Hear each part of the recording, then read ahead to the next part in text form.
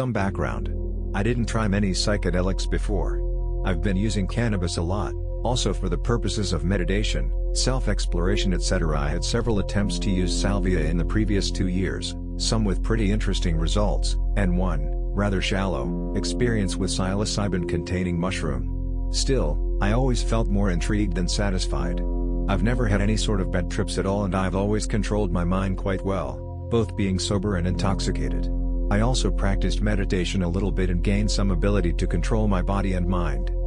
Some more background on myself, because I believe that it might be helpful to understand just what kind of a guy I am. The best short description would be that I'm a consequent, Nordic-looking, calm, rationally thinking, ever-analyzing guy with strong ties to the academic community.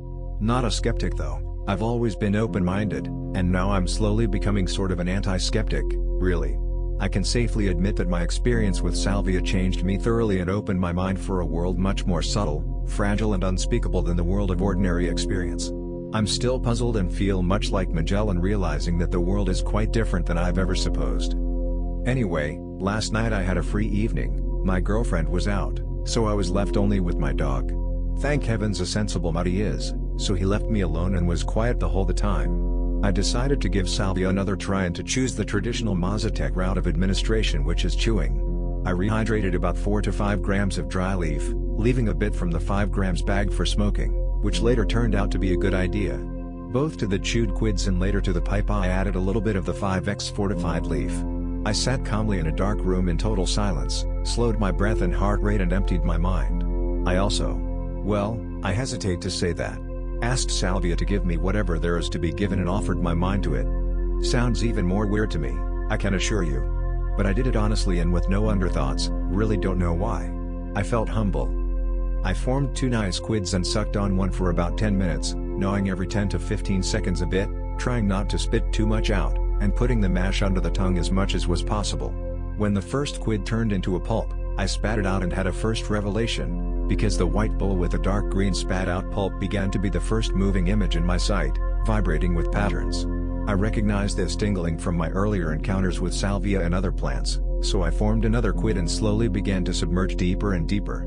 The chewing method is absolutely the method. When I had smoked earlier, the transformation always happened so quickly that I never had the chance to actually see it in all details and appreciate the transformation. Also, when I chew, this clear, unmistakable voice which I can refer to as the guiding voice, only because the name teaching voice I'm afraid to use, slowly emerges from the top back of my head and I have just enough time to tune in. What happens later defies description.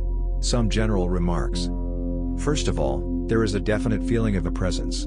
I still hesitate to say that because it is so difficult to explain it in my usual Western mindset without referring to the psychological and the psychiatric language. But alas, I was welcomed back, guided, spoken to etc. The overarching motto of my experience was oh my god, this is actually real. Just for that feeling, I'm forever thankful. Second of all, there is an even more definite feeling of being warmly mocked up, led and directed. That's the whole idea behind the teaching plant thing, I suppose.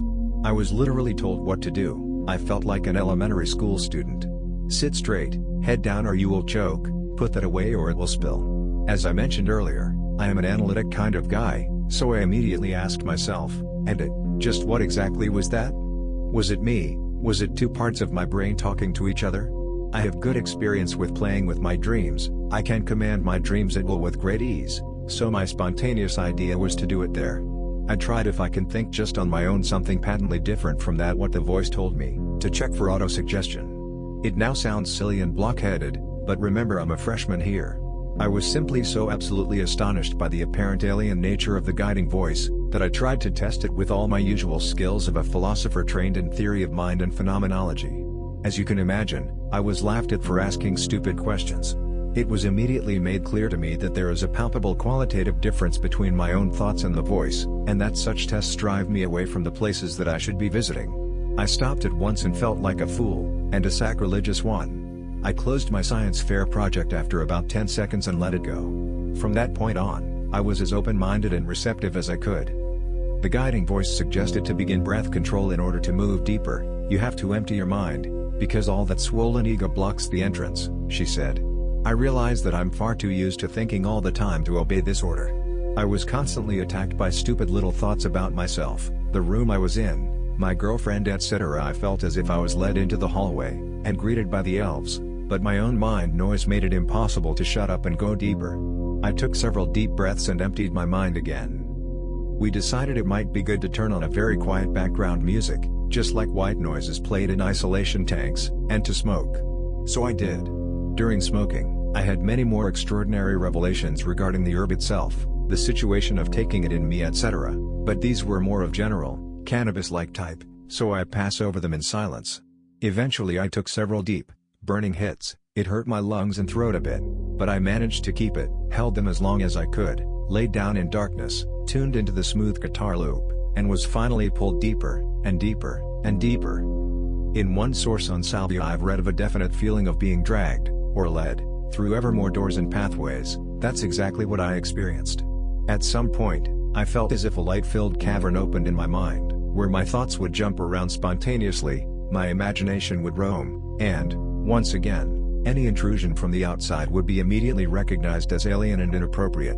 At one moment, when I was looking around this cavity in wonder, a lone analytic thought started to bang to the door again, something along the lines of, "Come on, this is just you, sitting in your room in darkness," or "What exactly is this place?" But these thoughts seemed remarkably alien, unnecessary and destructive, dark and obnoxious. One of these thoughts almost pulled me away from this cavity, like it was saying, "Come back here, you fool, there's a real world out there." Like I said, I'm evidently a bad kind of guy for psychedelics, I just think too much and can't stop it. Luckily, I drove those thoughts away. That's why I'd been training mind control earlier, right?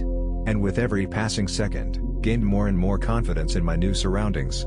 I began to play with my imagination and summon imagery, and pay more attention to the thoughts and feelings that I found buzzing around me, all of that soaked in this unimaginable aura of light, truth and naturalness.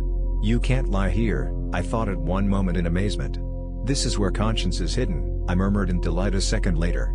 I spent there only several minutes, finally happy and with no need to control myself and watch out for the discomforting thoughts from the outside.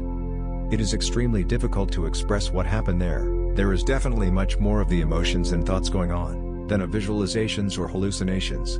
It may be the question of dosage. The final impression is that this world seems to be always there, just waiting somewhere in the air in the standby mode, needing only an open mind as a vessel to spring to existence.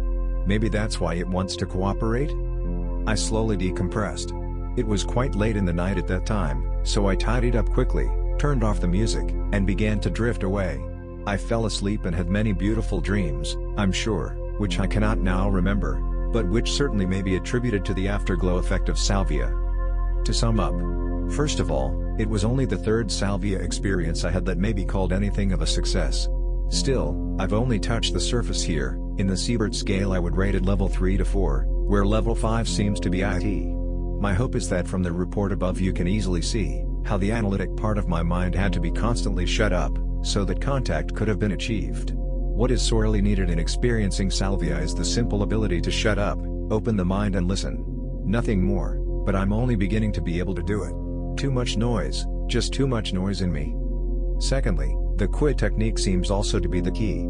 Admittedly, I didn't achieve my state without smoking, but it seems to be possible in practice. I just need more peace of mind and more consequence in chewing. The Mazatec are strongly against smoking, but I don't think it should be treated as a no-no. For one, chewing will surely allow me to tune in and profit more. It's not the kind of drug I would ask for a short and staggering trip. The salvia has been lately made illegal in my country, so I don't know when I'll be able to repeat that experience, but I most certainly will want to do it. The plan is to chew, then possibly smoke, then shut up and listen. That's how it's done, it seems. Lots of humility and loss of peace of mind needed. And not bring my problems there. Thanks for reading.